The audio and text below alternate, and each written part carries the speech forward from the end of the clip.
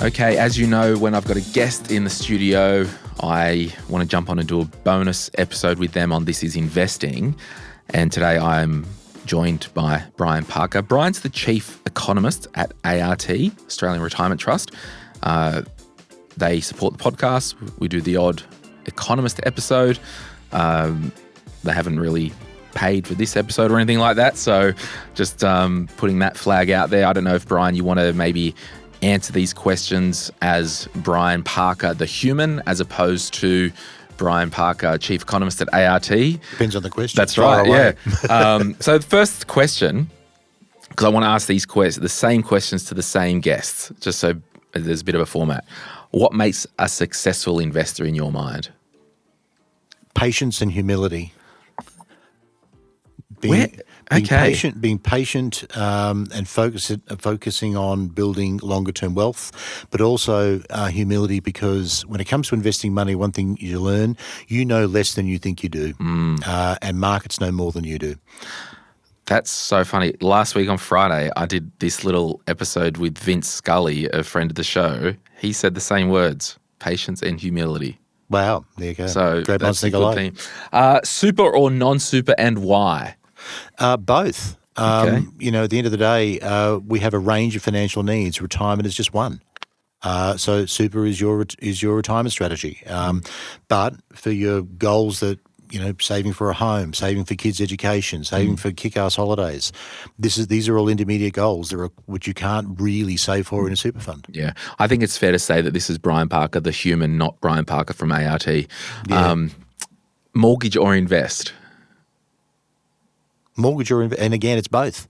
I want security of tenure, so I like the idea of owning my own home if possible. But yes, mortgage definitely for security of tenure and for that peace of mind that provides, but also investing for non-housing needs. Travel, kids' education, retirement, obviously.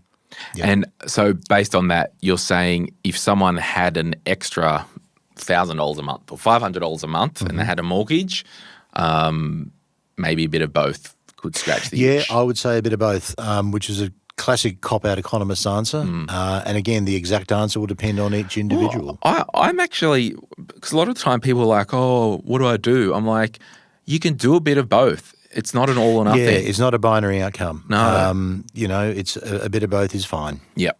Because you can always change and pivot. Correct. Nothing's forever unless you commit it to super. It's until age 60 at least. Okay, what do you reckon the biggest barrier around people investing is? Financial literacy. It's knowledge. That so many people, their knowledge of investing in financial markets is so limited that there's a real lack of confidence. Well, there's either a distinct lack of confidence when it comes to investing, or there's a misplaced confidence where people they actually don't know as much as they think they know. Men are particularly bad at that. Yes, because we don't need to read the manual. We just go and do it. Correct. But we stuff it.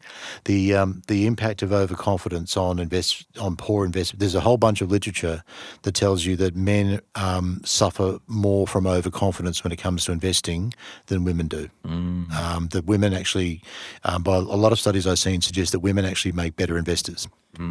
Well, do you have to be smart to be good with money? No, I think you have to have common sense. Okay. Common sense is the scarcest commodity in the world. How does someone get common sense, though? As I said, you can't mine it. It's not a commodity. I just think you learn from experience. Some people just are born with a decent amount of common sense, but maybe you learn through your mistakes. What I often ask myself if I'm dealt with a situation that, we'll call it a moral quandary or something like that, if you don't know, ask yourself, what advice would you give to your best friend if they were in that situation? That's a good way of Get you out putting of the head. Ask yourself, what would wisdom do in this situation? Yes. Two more. It's pretty hard, this stuff, isn't it? No, it's pretty good. I've been quite impressed that I've actually managed to come up with an answer. That's right. How do you know when you have financially made it? That's BP.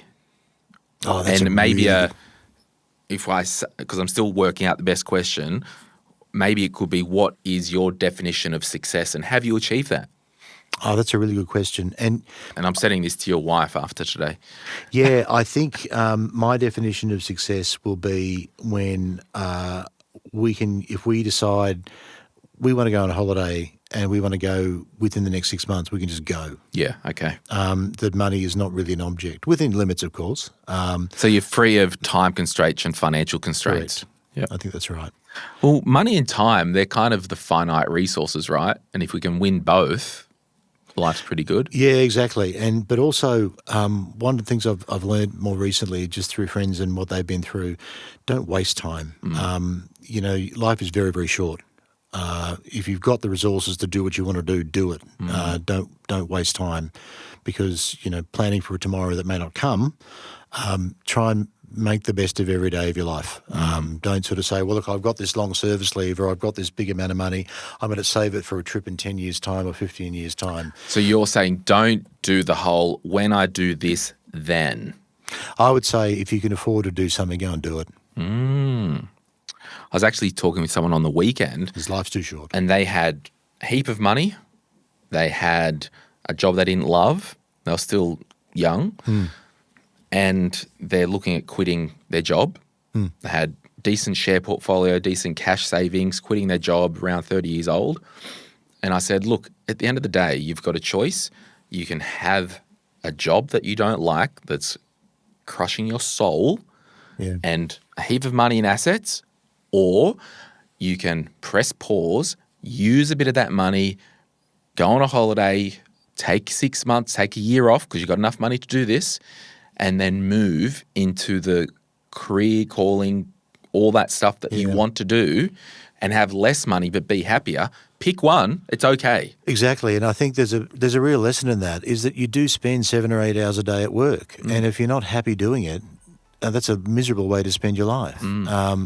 Life is too short. Yeah. So I think that's really, really good advice you've given him. Last question. $10,000, for those watching, this is an envelope. There's $10,000 in there. It's slid across the table. Yes. What are you doing with that? What am I doing with the $10,000? For me, that $10,000, I'd be going to Europe. I'm going to Europe in September. Going to Spain. Oh, it'd be magic. I was in Spain September 2 years ago. Fantastic. We're in Malaga. Going to. Well, in my next life, I want to come back Spanish. Well, I have to tan up that skin, my friend. Thank you so much, Brian Parker, for being a guest on This Is Investing. Bye. Any advice is general financial advice only, which does not take into account your objectives, financial situation, or needs.